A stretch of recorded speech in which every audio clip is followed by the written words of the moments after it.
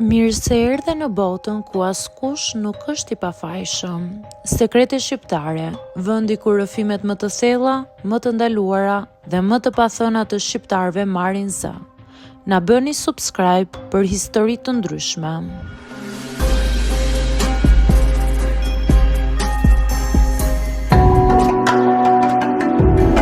Jam 27 vjeçe dhe deri para pak kohësh nuk isha udhëtuar kurrë me avion. Nuk ishte se nuk doja, përkundrazi, gjithmonë më dukej diçka emocionuese, por ose nuk ishte dhënë rasti, ose gjithmonë e shtyja për më vonë.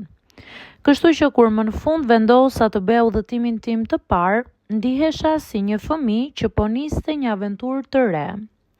Do të udhëtoja për në Rom për disa ditë pushim dhe për të takuar një shoqe që jeton atje prej vitesh. Ajo më kishte ftuar disa herë, por këtë herë vendosa ta bëja realitet. Natën para nisjes pothuajse nuk fjeta fare. Valixhen e kisha bërë gati që në darkë, por vazhdoja ta hapja dhe ta mbyllja duke kontrolluar nëse kisha haruar ndonjë gjë. Natën para nisjes pothuajse isha në ankth total. Në mëngjes, u nisa shumë herët drejt Tiranës së aeroportit. Rrugës ndihesha me një përzierje emocionesh, frikë, kuriozitet dhe një ndjenjë të lehtë nervozizmi. Kur hyra në aeroport, u ndjeva menjëherë e humbur. Gjithçka dukej shumë e madhe dhe shumë e organizuar.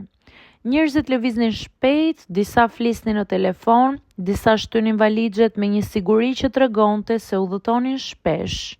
Ndërsa unë ndihesha sikur isha në një film.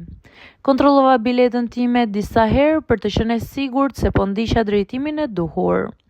Kalova kontrollin e sigurisë dhe pastaj u drejtova tek porta që më dukej se ishte për fluturimin tim. Ula në një karrige pranë dritares dhe fillova të shikoja avionët që parkoheshin jashtë. Ishte hera e parë që I shikoja kaq afër. Pas disa minutash u dëgjua njoftimi për hipje në avion. Njerëzit filluan të rreshtoheshin dhe unë u ngrita bashkë me ta. Ishte gjithë ajo ndjesi e re, korridori ngushtë që çonte drejt avionit, stjuardesat që të përshëndesnin të gjithë pasagjerët dhe zhurma e lehtë e kabinës. Gjeta vendin pranë dritares dhe ula. Zemra më rihte pak më shpejt nga emocionet, por pas disa minutash fillova të ndjej se diçka nuk po shkonte siç duhet. Njerëzit përreth po flisnin në një gjuhë që nuk dukej shumë si italishtja që unë prisja të dëgjoja. Në fillim mendova se ndoshta ishin turistë nga vende të ndryshme. Pak më vonë pranë meje u ul një djalë. Ai dukej rreth të 30-tave, I gjatë me një shprehje të qetë në fytyrë.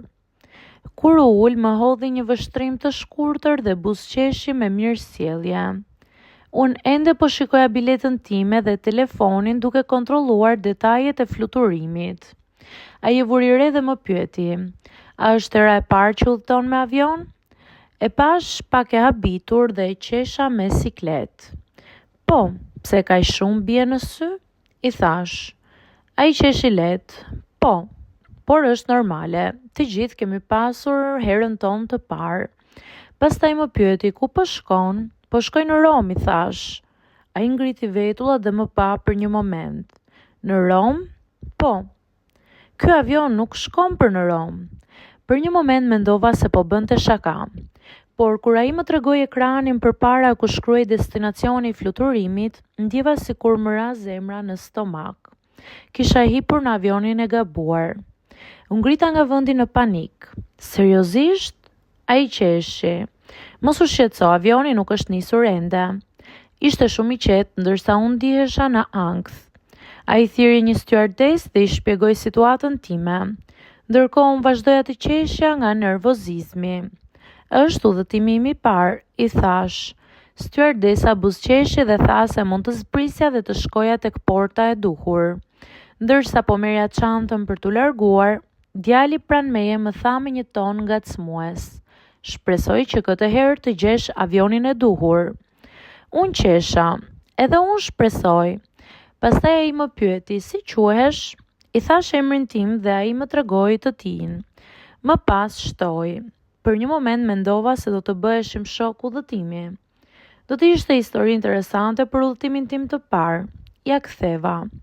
Më pas më pa dhe më tha: "Gjithsesi, ishte kënaqësi të takohesha me ty, edhe pse vetëm për disa minuta."